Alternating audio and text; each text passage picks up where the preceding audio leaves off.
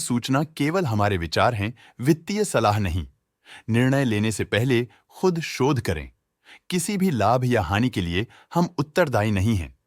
आज हम देख रहे हैं क्विक हील टेक्नोलॉजीज लिमिटेड के 2025-26 Q1 की standalone financial performance. Starting with the sales, पिछले क्वार्टर से सेल्स में -12% का डिक्रीज हुआ है, मगर कंपनी ने पिछले साल के मुकाबले मार्जिनल सेल्स डिक्लाइन रिपोर्ट किया, around -18.5%। Expenses -8% quarter on quarter decrease हो गए हैं, जो साल भर के -1% के डिक्लाइन के साथ अलाइन करता है। एक्सपेंसेस में डिक्रीज अच्छा है, लेकिन सेल्स में डिक्रीज निराशा की बात है। ऑपरेटिंग प्रॉफिट, जो पिछले साल के कंपैरिजन में -469% डाउन हुआ है, quarter on quarter around -24% decrease हुआ है। Operating profit margin (OPM) annual basis पे -20.5% से डिक्रीज हुआ है और पिछले क्वार्टर के कंपैरिजन में -5% से डिक्रीज हुआ है। एक्सेप्शनल आइटम्स को ऐड करके अदर इनकम पिछले क्वार्टर के कंपैरिजन में 4% बढ़ गई, बावजूद इसके ईयरली ग्रोथ 13.5% हुई है। इंटरेस्ट एक्सपेंसेस पिछले क्वार्टर से 0% अप हुआ, लेकिन ईयर ओवर ईयर इंक्रीज 20% हुआ है।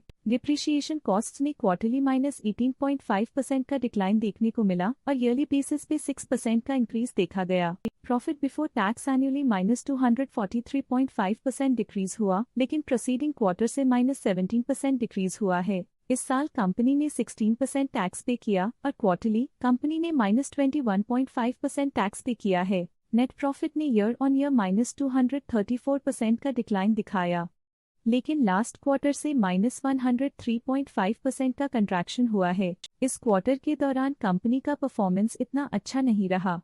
नेगेटिव नेट प्रॉफिट लॉसेस को इंडिकेट करता है। वहीं अगर एनुअल एनालिसिस की बात करें तो साल के दौरान कंपनी का परफॉर्मेंस अच्छा नहीं रहा। नेगेटिव नेट प्रॉफिट का मतलब है कि कंपनी प्रॉफिट के कंपैरिजन में नुकसान उठा रही है। अर्निंग्स पर शेयर (EPS) में ईयरली -235% का डिक्रीज देखा गया, लेकिन क्वार्टरली में 100% की गिरावट भी नजर आई। इस क्वार्टर में कंपनी का EPS इतना अच्छा नहीं रहा। नेगेटिव प्रॉफिट कमजोर एफिशिएंसी को दिखाता है। क्विक हील टेक्नोलॉजीज लिमिटेड के फाइनेंशियल स्नैपशॉट को रिव्यू करते हुए कुछ मुख्य ट्रेंड्स सामने आए हैं, जो कंपनी की परफॉर्मेंस पे रोशनी डालते हैं। जून 2022 से जून 2025 तक क्विक हील टेक्नोलॉजीज लिमिटेड की फाइनेंशियल जर्नी में सबसे पहले बात करते हैं सेल्स की। इस साल सेल्स में -14% की गिरावट आई है और पिछले 4 सालों में भी -23.5% की गिरावट देखी गई है, जो एक लंबे समय तक गिरावट को दर्शाता है। अब बात करते हैं एक्सपेंसेस की। इस साल एक्सपेंसेस 3.5% बढ़े हैं और 4 सालों में 16% का इजाफा हुआ है।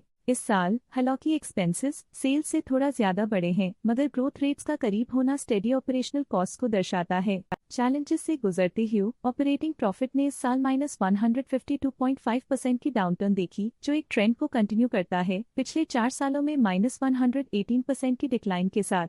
कठिन दौर से गुजरते हुए नेट प्रॉफिट में इस साल -109.5% की गिरावट आई है, जो पिछले 4 सालों में -105% की गिरावट के साथ चुनौती पेश करता है। EPS के लिए रास्ता कठिन रहा है। इस साल EPS -103% डिक्रीज हुआ और पिछले 4 सालों में कुल मिलाकर -102% की गिरावट हुई है। चलिए अब बात करते हैं शेयर होल्डिंग पैटर्न की। क्विक हील टेक्नोलॉजीज लिमिटेड की शेयर होल्डिंग रिपोर्ट्स कुछ इस प्रकार की हैं, जो अननोन 2025 के तक चलता है। ये रिपोर्ट कंपनी के शेयर्स की डिटेल्ड जानकारी देता है, जिसमें promoters, promoter groups, foreign investors, public investors और सरकारी एंटिटीज शामिल हैं। प्रमोटर्स शेयर होल्डिंग 2025 के में 71.82% से 2025 के में 71.79% तक डिक्रीज हो गया। ये डिक्रीज दिखाता है कि इस टाइम पीरियड में कंपनी पे प्रमोटर्स का कंट्रोल कमजोर हुआ है। पब्लिक द्वारा हेल्ड शेयर्स का परसेंटेज 23.53% से इंक्रीज होकर 2025 के में 24.47% तक का इंक्रीज से देखा गया।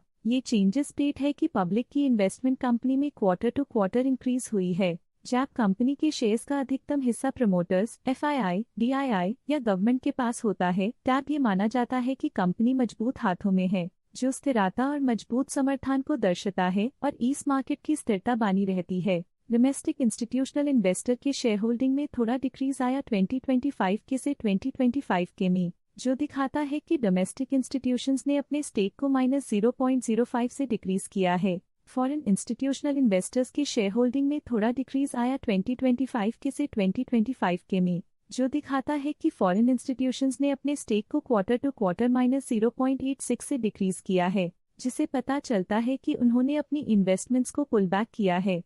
ये था कंपनी का करंट शेयर होल्डिंग पैटर्न। इस सेगमेंट में हम आपको ले चलते हैं इस क्वार्टर के कुछ विशेष प्रमोटर डील्स की ओर। 25 जून 2025 को अनुपमा कैलाश कातकर ने 33.2 लाख शेयर्स बेचे 362 रुपीस पर यूनिट के हिसाब से, जिसका टोटल था 120.2 करोड़। 25 जून 2025 को स्नेहा कैलाश कातकर ने 33.2 लाख शेयर्स अपने पोर्टफोलियो में शामिल किए 362 रुपीस पर यूनिट के हिसाब से, जिसका टोटल था 120.2 करोड़। इस क्वार्टर की प्रमोटर डील्स के विश्लेषण को समाप्त करते हुए हम उम्मीद करते हैं कि आपको ये जानकारियां नई इंसाइट्स प्रदान करती होंगी। इस सेगमेंट में हम आपको ले चलते हैं इस क्वार्टर के कुछ विशेष DII डील्स की ओर।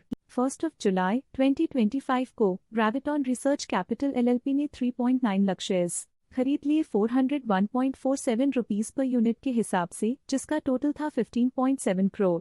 1 जुलाई 2025 को ग्रेविटॉन रिसर्च कैपिटल LLP ने 3.9 लाख शेयर्स एग्जिट कर लिए 401.78 रुपीस पर यूनिट के हिसाब से, जिसका टोटल था 15.7 करोड़। इस क्वार्टर के DII डील्स के विश्लेषण को समाप्त करते हुए हम उम्मीद करते हैं कि आपको ये जानकारियां नई इंसाइट्स प्रदान करती होंगी। आज के लिए फाइनेंशियल सेक्टर में इतना ही। देखने के लिए धन्यवाद। स्टॉक लेटेस्ट न्यूज अपडेट के लिए चैनल को सब्सक्राइब करें और वीडियो को लाइक एंड शेयर करें।